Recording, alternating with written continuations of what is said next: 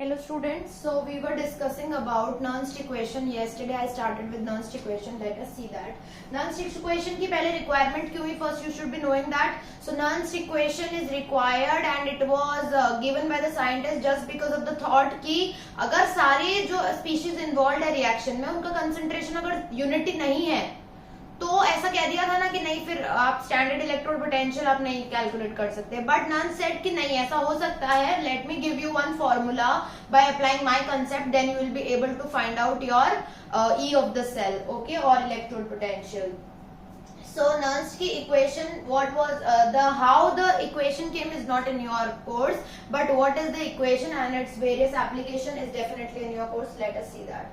So it was given as कि Nernst gave this particular reaction Mn plus give n electron and we get m from it. This is in solid and this is in aqueous. It is a kind of reduction reaction. You very well know this.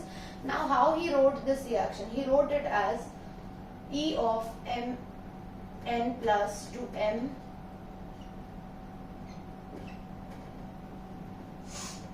is equal to E naught of Mn plus to m minus RT by NF Ln capital M concentration and concentration of M plus 2. It was given, okay, and he gave this formula where he has used gas constant. Value of gas constant is 8.314 joule per mole per Kelvin. Value of temperature, you have to take temperature in Kelvin, okay, and then n is the number of electron that is taking participation in the reaction. F is Faraday constant. Value of Faraday constant is 96500 coulomb per mole. याद रखनी है बेटा ये values. और concentration of solid जब आप लेते हो तो कंसंट्रेशन ऑफ कैपिटल M आपको मानना होता है यूनिटी, ऐसा कहा नर्न्स्ट ने, ठीक है. उसके बाद में we can convert this particular equation into log also because ln is somewhat difficult for us. तो let us convert this into log. If I converted this into log, we will get minus 2.303 RT by NF log of, यहाँ मैं 1 put कर देती हूँ upon M plus 2. 1 because we have already said कि ये concentration is equal to unity, right? Now if I substitute the value of all the entities given here,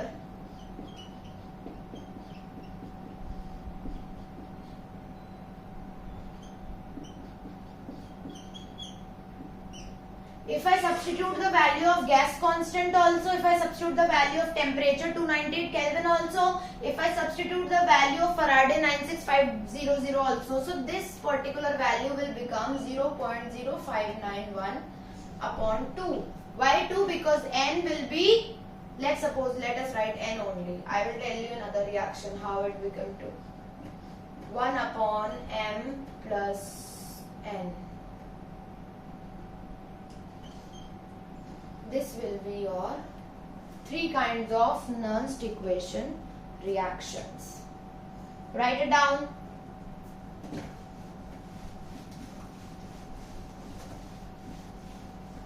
Now if we talk about our Daniell cell में cathode पे क्या होता है? Cathode पे reduction होता है, that is Cu plus 2 electrons give Cu. Let us write for this E of Cu plus 2 से Cu equal to E of E naught Cu plus 2 से Cu minus RT by NF की जगह 2 ले लो because 2 electrons are involved in here. 2F ln Cu upon Cu plus 2. ठीक है.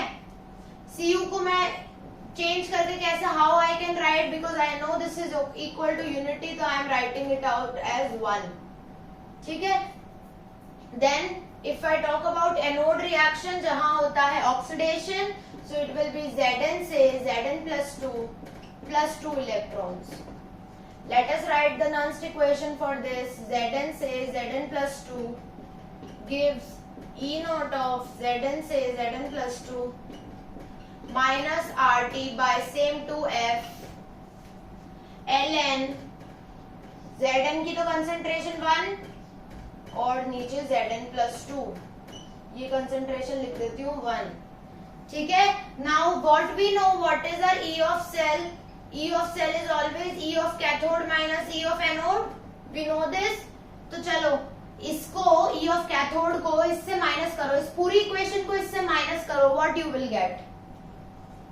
सो see here, you will get E of cell is equal to E not of cell minus RT/2F को मैं common ले लेती हूँ, RT/2F को common ले लिया। Now what will come inside?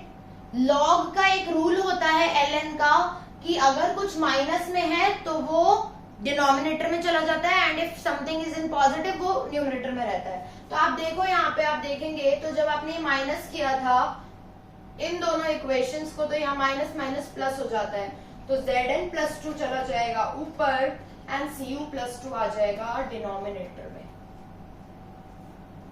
This will be your equation for Daniell cell Nernst equation. You can modify this also. इसको log में करना है log में कर दो, और अगर इसको आपको सारी वैल्यूज रख के जो अभी बताया था वैसे भी कर सकते हो।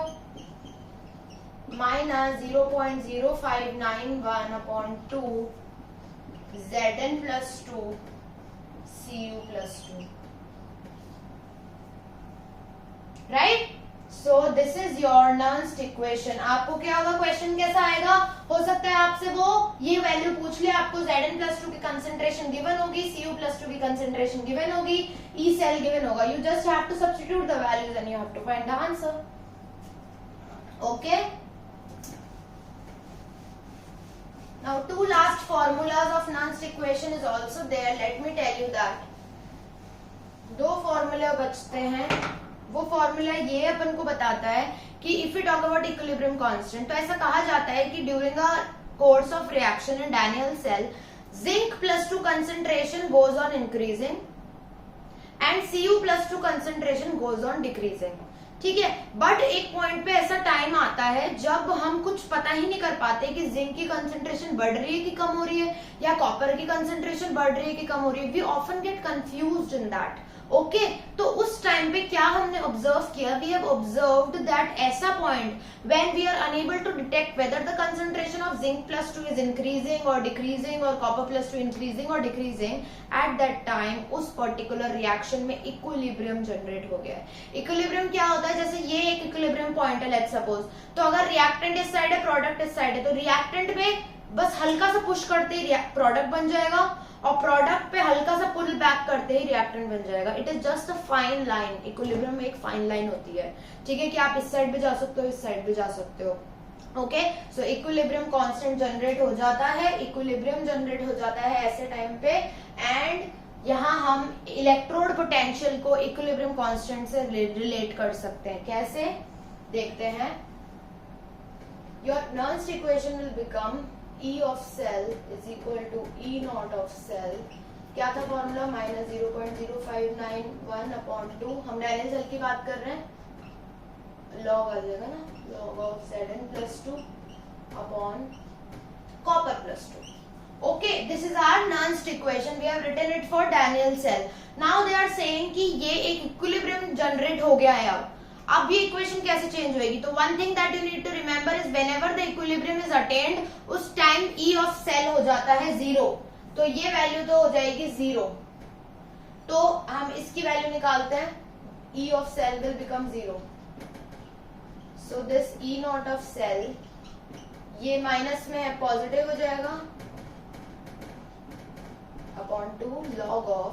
एक और चीज ध्यान रखनी है कि इक्विलिब्रियम कांस्टेंट होता क्या है, क्लास 11th में आपने पढ़ा है। इक्विलिब्रियम कांस्टेंट होता ही यही है कि इसकी कंसेंट्रेशन अपॉन इसकी कंसेंट्रेशन बराबर होती है इक्विलिब्रियम कांस्टेंट के। तो here simply we can just substitute the value log Kc। You got this equation for finding the and the relationship between the equilibrium constant and the electrode potential. Okay, इस equation से आप वो भी निकाल सकते हैं। एक और चीज, इससे एक और प्रॉपर्टी आप निकाल सकते हैं, that is Gibbs free energy. तो बेटा गिब्स फ्री एनर्जी होती क्या है? ऐसी एनर्जी, ठीक है, जो एनर्जी हमें रिक्वायर्ड होती है when we want to complete a work. कैसा वर्क? Reversible work. एक थर्मोडायनेमिक सिस्टम का रिवर्सिबल वर्क हमें कंप्लीट करवाना है, उसके लिए जो एनर्जी रिक्वायर्ड है वो गिब्स फ्री एनर्जी होती है, और ये कांस्टेंट टेम्परेचर और प्रेशर पे होती है। गिब्स फ्री निकालने का सिंपल फॉर्मूला है, no derivation is involve. Derivation आपके ये बीएससी और इंजीनियरिंग लेवल पे आएगा, इसका पूरा डेरिवेशन होता है। Del G is equal to minus n F E. N क्या है? यहाँ number of electron participating, F क्या है? फैराडे कांस्टेंट, एंड ई क्या है? वही electrode potential, E of cell. Okay, so this is the formula. एक और फॉर्मूला है, del G is equal to minus R T l n K. If let's suppose if equilibrium constant is being given to you, तो आप उससे भी direct del जी निकाल सकते हो, ठीक है। एंड देन लेट्स सपोज, देखो कैसे कैसे क्वेश्चन आ सकते हैं, मैं बता दूं कि आपको इक्विलिब्रियम कांस्टेंट दे दिया and they have told you to find Gibbs free energy and electrode potential. तो देखो अगर आपको ये दे रखा है तो इसको यूज करके गिब्स फ्री एनर्जी निकाल सकते हैं, बाकी तो सब चीजें कांस्टेंट ही है। गिब्स फ्री एनर्जी निकाल ली, तो आपको वो कह रहे हैं कि ई ऑफ सेल निकालो, तो आप सिंपली एन और एफ की मदद से, और डेल्टा जी आपने निकाल ही लिया है तो आप इलेक्ट्रोड पोटेंशियल भी निकाल सकते हैं। तो this type of question you will get in your exam. One more kind of question कैसे आएगा कि वो आपको ई ऑफ सेल निकालने को बोल देंगे नॉन्स्ट इक्वेशन से, एंड उसको यूज करके बोल देंगे गिब्स फ्री एनर्जी भी निकालो। तो सिंपल है, पहले ई ऑफ सेल निकालो नॉन्स्ट इक्वेशन से, फिर इसमें ई ऑफ सेल की वैल्यू पुट कर दो, आपको गिब्स फ्री एनर्जी भी मिल जाएगी। So this is about Nernst equation and its various application that you can apply it to many other concepts as well. Okay, so thank you so much for watching the video and like the video.